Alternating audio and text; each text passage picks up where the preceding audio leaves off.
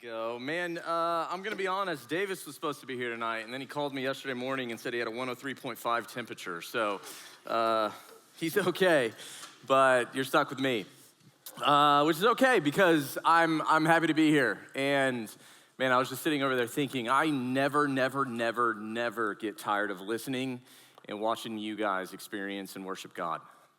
It is so unbelievable to witness, to be a part of. I'm so thankful for it. Hey, so tonight, I wanted to start with a story from the Gospel of John. And if you don't know, the Gospel of John, it's one of 4 biographies of Jesus written in the New Testament. Now, John, the author, was a close friend of Jesus. He spent many years living alongside, following, being with Jesus. And so as he's spending these years with Jesus, he writes much of what he sees and what he experienced in his time with Jesus. He writes it down. That's what we have in the Gospel of John. And so John tells a story in chapter 6. In the context of the story, at this particular time, Jesus is his life and ministry at this particular time, he's growing in popularity. He's going around, he's teaching, he's going around preaching, he's performing miracles, he's healing people, he's casting out demons, he's doing all these things, right? And the people, they love Jesus for it.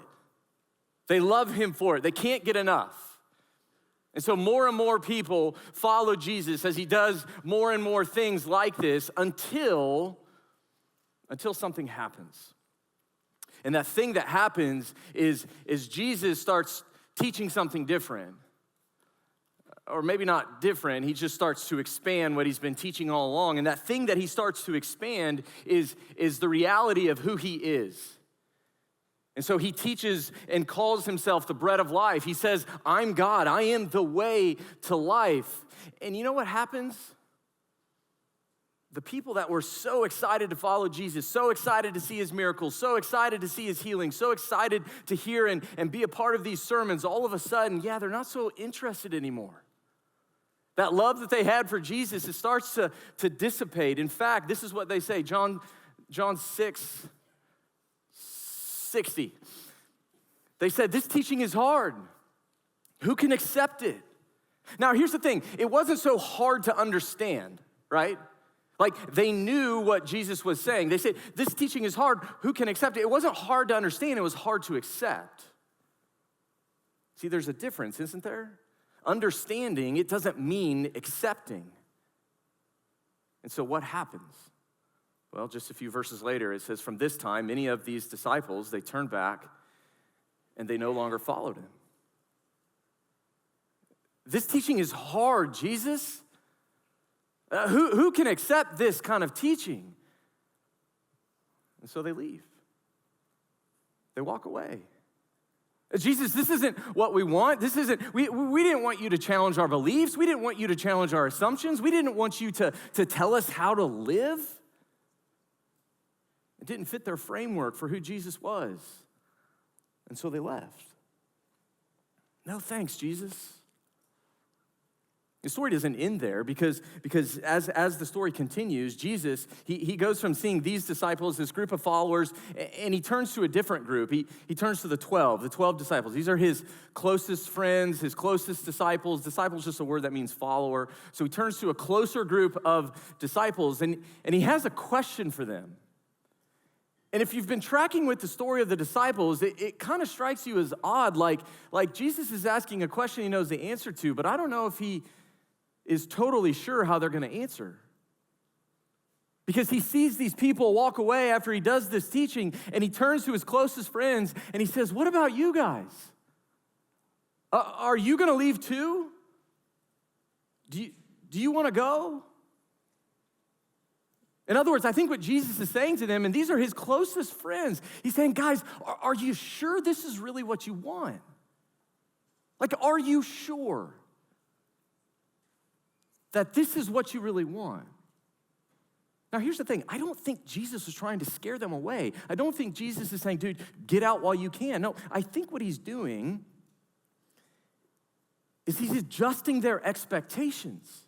I think what he's doing is he knows that following him, it's not going to be easy. It's going to challenge what they think. It's going to challenge their assumptions about the world. It's going to challenge their opinions. It's going to challenge their beliefs. It's going to challenge how they live. And sometimes Jesus knows that's going to be really, really hard. And so he says to them, he says, look, guys, are you sure? Do you want to leave too, or are you sure this is what you want? See, like I said, I think what Jesus is doing, I don't think he's trying to push them away. I think he's trying to adjust their expectations. And the reason I share that whole story is because I think in a lot of ways, that's what's going to happen for us tonight. Because we're gonna shift in our series in the book of Ephesians. So if you've been tracking with us for the last several weeks, we've gone through the first 3 chapters of Ephesians. And the thing about the first 3 chapters of Ephesians, I don't know about you, but for me, it's incredible. It's incredible because Paul says chapter after chapter, verse after verse, almost word after word, he tells us all these incredible things that are true about us.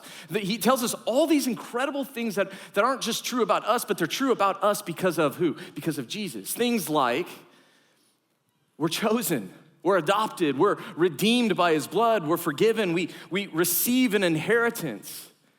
He says we were dead, but we're made alive. We've been saved by grace. We're recreated for good. We're brought near to God. He says we have access to God. We're strengthened with power by the Spirit. We're established in love. We have the fullness of God dwelling in us because of the Spirit. And Paul says this, all of that is the bigger picture for your life. Your life, my life, our lives. That is the bigger picture, according to Paul, of your life, meaning all of that, not some of it, not just a few, not just a little, all of it is true of all of you if your faith is in Jesus. That's what Paul wants us to see over and over and over in the first 3 chapters of Ephesians. But remember, I said there's a shift. And the reason I said that is because what happens is in the first 3 chapters of Ephesians, Paul tells us what's true, and now he's gonna shift to broadly telling us what to do. So there's gonna shift, the shift is Paul tells us what to do now, or what's true, and now he's gonna start telling us what to do. And here's the thing, it's gonna be hard. And I'm just gonna be real with you. The next several weeks at times, it's gonna be hard. It's gonna challenge us. Some of the things that Paul has to say, it's not going to be easy to hear. We're not going to like it. To be honest, I don't even like all the things that Paul has to say. And yet what I want us to do is I want us to keep Jesus' question in the back of our minds. Because here's the thing, that question that Jesus had for his closest friends 2,000 years ago is the same question that he has for us too. Is this what we really want? More specifically, is he what we really want? Is this what you really want? Do you really want Jesus, or do you just want the stuff that you think Jesus can give you? Do you want the gift, or do you want the giver? How do we know? How do we know what I really want? How do I know if what I really want is Jesus, or if what I really want is just the stuff that I think that Jesus can get me if I play the game long enough? How do we know? Well, Paul says that our lives give the answer. Our lives give the answer. So we'll pick up in chapter 4, verse 1. This is what Paul says. Therefore, I highlighted it. What's the therefore? It's there because all of what he said in the first 3 chapters is true. Because all of that is true, therefore, I, Paul, the prisoner in the Lord, I urge you to walk worthy of the calling you've received, with all humility and gentleness, with patience, bearing with one another in love, making every effort to keep the unity of the Spirit through the bond of peace. So catch this, right out of the gate, Paul says what? Paul tells us to do what? He says to walk worthy of the calling you've received. First thing that Paul says, he says, walk worthy, because all of that is true, because this bigger picture of your life is true. Walk worthy of the calling that you've received. What does that mean? Well, it just means live in a way that reflects the goodness of God in your life. Live in a way, not to earn anything, not to try hard, not to earn God. No, it's we reflect what God has done. We reflect God's goodness. We reflect what God has done in our lives. Okay, but how do we do that? Well, again, we don't have to guess. Paul tells us.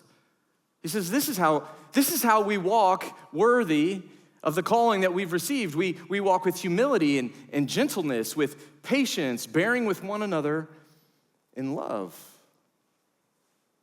So how do I walk worthy? How do I reflect the goodness of God? How do I let others know what God has done in my life? He says, try humility. Try patience. Try gentleness. Try bearing with, not putting up with, but bearing with other people, not out of obligation, not because we have to, not because someone said to, but because we love people. We genuinely love people. That's how we walk. Worthy of the calling that we've received, worthy of what God has done in our lives. I was thinking about this. I want you to think about it too. I want you to think about, who do you know in your life like that? And I say that because for me, it was good. Sometimes it's helpful for me to think about, man, who do I know that's like this? Who in my life is gentle? Who in my life is humble? Who in my life is patient with me and with others? Who loves people well? Because it helps me to aim for something, right? So I want you to think for a second.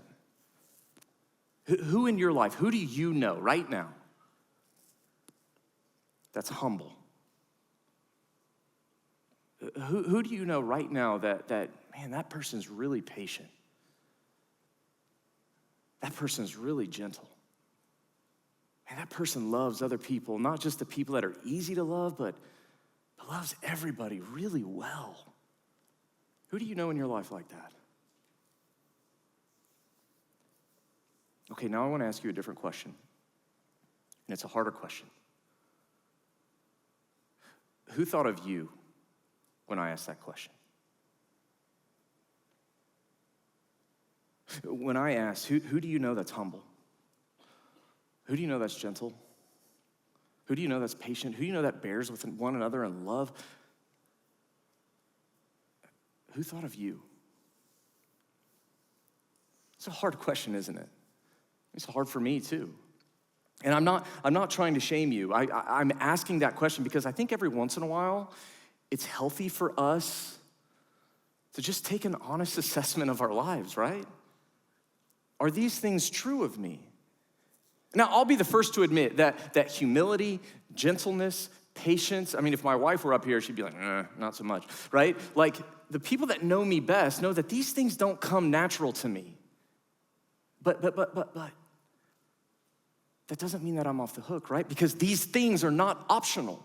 This is not optional. Just because it doesn't come natural to me, just because it's not my personality type, just because it's not my Enneagram number or whatever someone else tells me about my personality doesn't mean that I don't have to do this. Paul says this is not optional. This is what it means to walk worthy of the calling that we've received. This is what it means to reflect the goodness of God in our lives. It's not optional. And so the same is true for you. Because this is what it means to do that which Paul is calling us to. And here's the thing. Maybe you're wondering, okay, I get it, but why is this so important?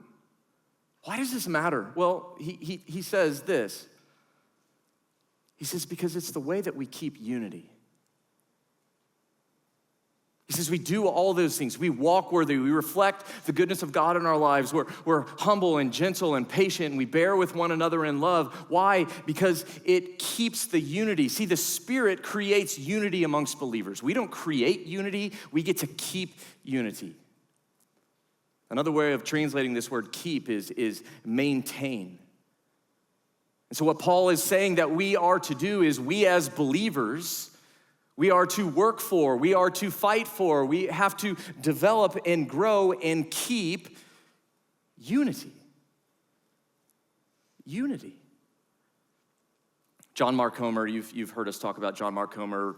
We're fans around here of I'm certainly a fan of many of the things that he's written and said and taught. One of these books that he's written that's had a pretty significant impact on my life is The Ruthless Elimination of Hurry. And he says something in this book that I think about often. He says this. He says, do you ever catch yourself with a sneaking suspicion that you'll wake up on your deathbed with this nagging sense that somehow in all the hurry and all the busyness, all the frenetic activity, that you miss the most important things? I don't know if it's because I'm getting older or what, but parts of this quote just kind of haunt me sometimes, right? Because if I'm honest, my life is busy, right? This busyness and hurry and frenetic activity. I don't even totally know what frenetic means, but I'm just going with it, right? Like, it's so true of my life. It's just go, go, go, go, go. I mean, I feel like even this week, the last 2 days, it's just go, go, go, go, go. I don't see my wife. I don't see my kids. I don't have time to stop and say hi. I barely have time to eat meals with people. You know, I'm just going. And I just sometimes pause and I get this sense that maybe I'm missing it. Maybe I'm missing. Does that connect with you guys at all? Like I know you're busy, right? Like I know you're busy. I know you got all sorts of, and by the way, great things. I'm not dogging on busyness. I'm not dogging on all these things. Like I'm just saying I know these years are busy for you. But do you ever pause and just think to yourself, am I missing anything? Do you ever get the sense that maybe there really is something that I'm missing? See, the reason I'm bringing all this up is because I think that unity amongst believers is one of these things that we miss because we don't think a lot about it. We don't spend much time talking about, we don't spend much time thinking about what it means to be unified. This idea of Christian unity. And yet for Paul, it's a huge emphasis. It's a huge emphasis in the Bible. I mean, he goes on in the next several verses, picking up, I think in verse 4. Yeah, he says, look, there is one body, one spirit, just as you were called to one hope at your calling, one Lord, one faith, one baptism, one God, Father of all, who's above all and through all and in all. I mean, I highlighted it was one, right? It's one, not two, not three, not four. It's one, unity. And yet, it's so easy to be divided, isn't it? I mean, just think about life right now. It is so easy to be outraged, to be angry, to point fingers, to cast blame, to fire off an angry tweet, to do the thing. It's so easy to know who you're against and talk about that openly and honestly and loudly. And yet Paul is calling us, again, not optional. This is what it means to walk worthy of the calling that this is what it means to reflect the goodness of God. This is what it means to reflect what God has done in our lives. He says to be unified. This is what it means to be a Christian, to be unified, to fight for unity, to be at peace with one another, not just the people that we like. It's easy to be unified with people we like, right? It's easy, well, maybe not always, but easier to be unified with the people that we like the things that we like, that are people that we think maybe can get the things that we think we want from. I can fight for unity with that person. I can fight for peace with that person.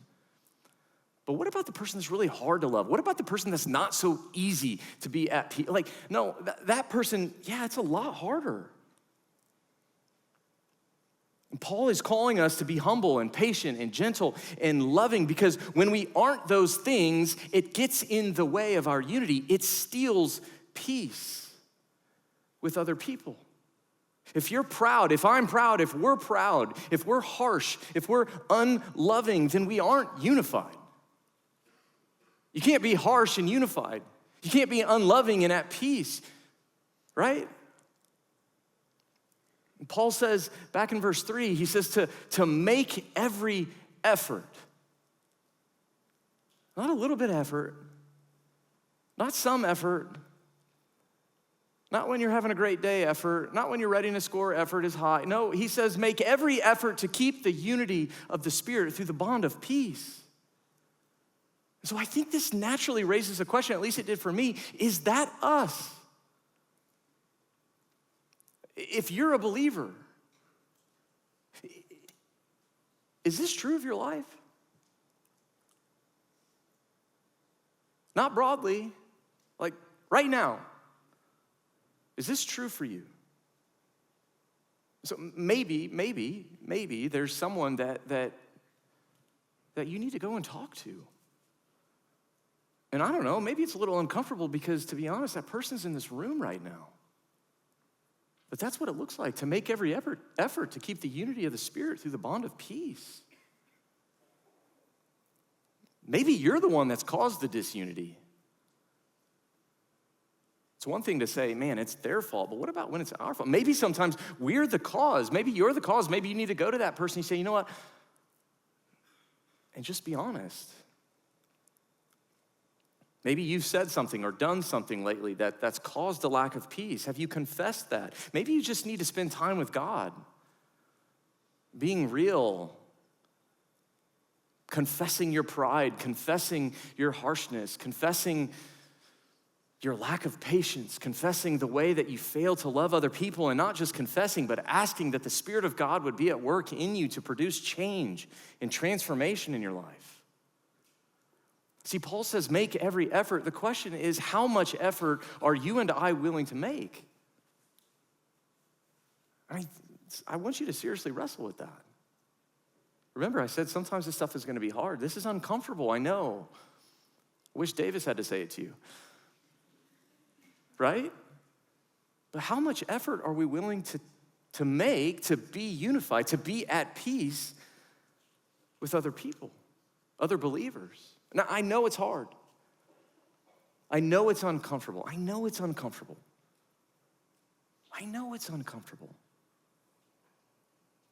But Paul says that unity with other people, unity with other believers, unity in-house, it's one of the most important things about being a Christian. This is fundamental to what it means to walking out this calling that God has given, walking out, reflecting this goodness, of reflecting what all those things that are true, the bigger picture of my life. This is fundamental to living that out. And Paul goes on, though, because this isn't it. He says there's other important things. He says, so this is verse 7. He says, now grace was given to each one of us according to the measure of Christ's gift. He goes on in verse 11. He says, and he himself gave some to be apostles, some prophets, some evangelists, some pastors and teachers. Why? To equip the saints for the work of ministry, to do what? To build up the body of Christ, the church, until we all, or so that we reach unity in the faith and in the knowledge of God's Son. Why? Growing into maturity with a stature measured by Christ's fullness. So what Paul is saying is he's saying that everyone, you, me, all believers, we've all been given different gifts. Do you know that? You've been given gifts. God has uniquely gifted you. I don't know what your gifts are, but you might, or maybe we should talk about it. But you've been given gifts. I've been given gifts. We've all been given gifts. Why? To equip one another, to build up the body so that we would grow and mature. Right? We're given gifts so that we would collectively grow, collectively mature alongside one another. Okay, so here's a cringy thing about me. I love milk. Super weird, I know. And here's the deal. I love whole milk, right? It's the only way to go. It is the only way to go. Ever since I've been a little kid, whole milk is my jam. I know, my wife thinks I'm weird, you think I'm weird. Now I'm just weird, so whatever. I love milk. And here's the even weirder thing. Someone's gonna rip that audio clip and it's just me saying, I love milk.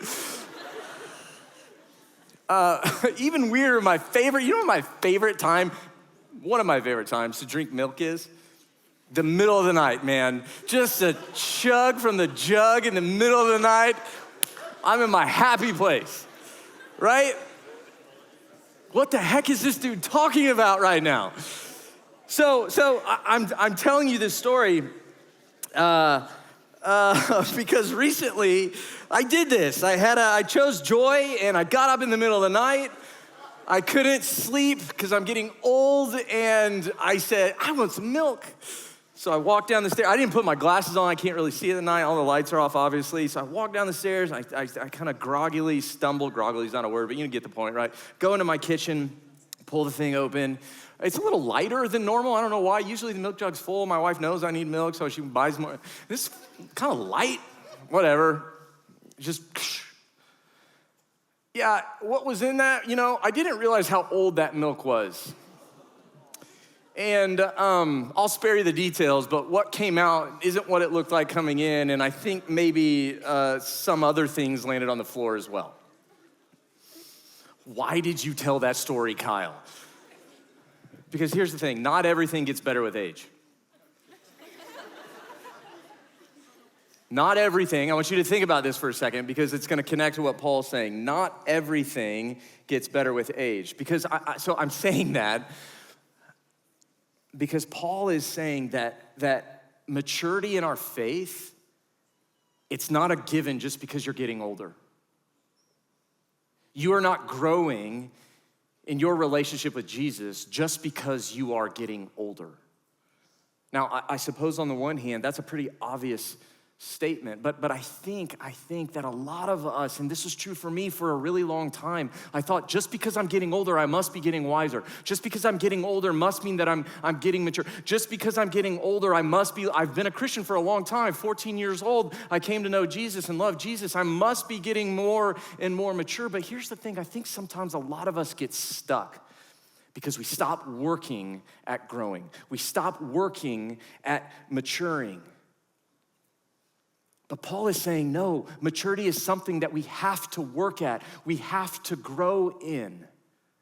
Why? Well, he goes on, he says, so that we're no longer be little children, tossed by the waves and blown around by every wind of teaching, by human cunning with cleverness and the techniques of deceit. That's kind of a word salad, but what he's saying is, look, children, by nature of being young, aren't mature, right?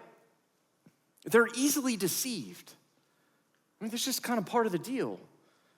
And Paul's saying kind of in the same way that if we don't grow into our maturity, if we don't grow in our faith in Jesus and in our faithfulness to Jesus, this is the same thing that happens, right? We get deceived, we get tricked, we get stuck, we get tossed around by every new thing, we get tossed around by the algorithm, by what's new on TikTok, we get tossed around by every new hot topic idea. And all the while, we're stuck in our immaturity. I've said this several times this semester, and I want you to hear me say it again. You have an enemy. This is not just a passive thing that happens. It is something that you have an enemy that wants you to not mature. You have an enemy that wants you to be deceived. You have an enemy that doesn't want you to grow. But Paul says that maturity is the goal. Growing in our love for Jesus, growing in our love for each other, that's where all of us should be headed. Which raises a natural question. Are we? Are you? Is maturity, is that where you're headed? I mean, if you're honest with yourself, just be honest with yourself for a second. You don't have to raise your hand, you don't have to say anything out loud. But like, if you're honest with yourself, are you growing in your maturity, in your faith in Jesus? Is your life being changed, transformed by the work of the Spirit through you? Now, of course it's messy, right? Of course it's messy. We're not trying to pretend like we have to have it all figured out all the time. A lot of times the Christian life is 2 steps forward, 1 step back. Maybe some days it's 1 step forward, 2 steps back. Maybe some days it's just 2 steps back. It's messy. It's complicated. I'm not trying to pretend like it's easy. It's not easy. But what's the trajectory right now for you? Are you stuck in infancy? Or are you growing and maturing? Let me pause for a second and say that I want you to hear me say this. For some of us, we're not stuck in infancy, we're just infants. And what I mean by that is that we're new to the faith. We're new to the Jesus thing. We still have all sorts of questions, all sorts of concerns, all sorts of doubts. We're still trying to figure out all sorts of things. And so in some sense, that's who we are. We're infants in the faith. And that is a wonderful thing, right? The rest of us, or those of us who maybe are a little bit farther along, I want you to hear me say, we should not get annoyed by infants in places like this, because what it means is that the church is growing. And so it is a good thing to have infants. But there is a difference between being new to the faith and being stuck in infancy. And so the question then becomes for all of us, whether we're new to the faith or we've been following Jesus for a while, because I think we all can answer the question, are we growing? Are we maturing? Or what steps do we need to take in order to do that, right? So maybe you're new, or maybe you kind of been 1 foot in, 1 foot out with Veritas, and for you, a step that you need to take is to commit yourself to being here every Tuesday night for the rest of the semester. I don't know. Maybe that's a step for you. Maybe the step for you is, hey, you know what? I've been saying that I want to read my Bible for a long time, and I just haven't done it.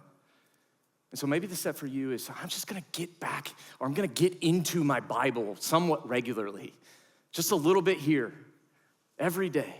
Maybe you need to spend more time praying. Maybe for you, it's time to, maybe not this semester, but this summer or this fall, right? Maybe it's time to get involved in a group, one of our small groups or a connection group. Maybe you've been around long enough and it's time to branch out of Tuesday night, and you need to get connected to the church. You need to start coming to the crossing on Sunday and be in the community of an intergenerational body, not just Gen Z. Maybe for others of us, it's time to start our generosity journey. And I know we don't have a lot of money in college, but maybe part of our discipleship now is that we need to start giving back to the church. It's all God's money anyway, and so what little we have, maybe we can start giving a part of it. I don't know what it is for you, but you probably do, right? Maybe the first step that I need to make is I just need to tell someone about a sin that's happening in my life. I don't know. But I want you to answer that question, not out loud, right? But answer that question. And here's the thing. I just want to challenge you. I can't force you to do this, but I'll challenge you, and I think you'll be happy you did it. Go and tell someone your answer. Go and tell someone what steps you need and want or need help wanting to take in order to grow in your faith in Jesus. And then maybe ask the person to share theirs and listen and help each other.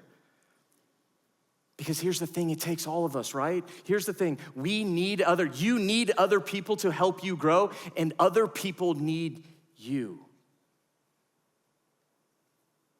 We need other people to help us grow, and other people need us.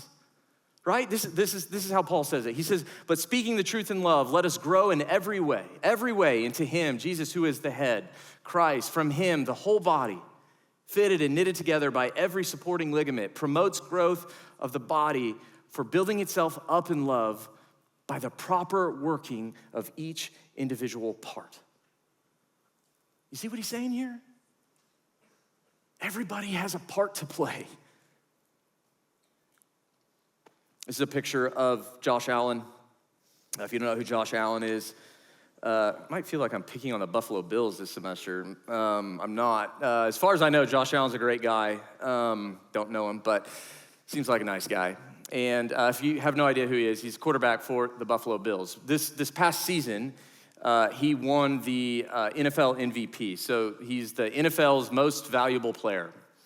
And because he's the most valuable player and he's the quarterback of the Buffalo Bills, that means the Buffalo Bills are the best team in the NFL, right? No. Not even close, right?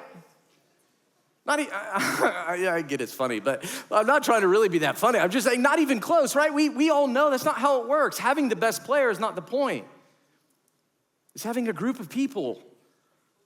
The best team has a group of people working hard, doing their part, contributing to their team. It's not having the all-star, it's having a team of people working together. That's what makes a better team. See, I think part of what God is calling us to tonight He's calling us. He's calling you, he's calling me. Yeah, you guys can come back up. Good. You snuck up here. I didn't even see you. He's calling us to do our part in building up the team. And of course, the team is not a team, it's the body, right? The church. And I don't mean a physical building. God is not calling us to build the physical church. He's calling us to build the body, the people. That is the church, the body. Everyone has a part to play as we grow and mature together. You have a part to play. That's what God is saying to you tonight. You have a part. Have you ever think about it? I mean, has anybody told you that you actually have? And it's not just a throwaway part. It's a big deal. The most important things, unity, maturity, growth, you have a part to play. And the question is, do you want it? Here's the thing, if you want it, then walk worthy of the calling that you have received. Reflect the goodness of God in your life. Be humble. Be patient. Be loving. Be gentle. Fight for unity. Strive for peace. See, growth will happen. It will happen when we all play our part. Let me just pray that happens for us. God, I thank you for this group of people. And I thank you for the bigger picture that you are playing out in our lives and for the part that you are giving us to play inside of that. Help us, Jesus, to be people who are walking worthy of this calling that you've given us, the high honor of reflecting your goodness in the world. Help us to be humble. Help us to be patient. Help us to be gentle. Help us to be loving. Help us to strive for peace and unity and growth and maturity. Oh God, we need you to be at work. We can't do it on our own. We need you and we need each other. Build up this body. In your name we pray. Amen.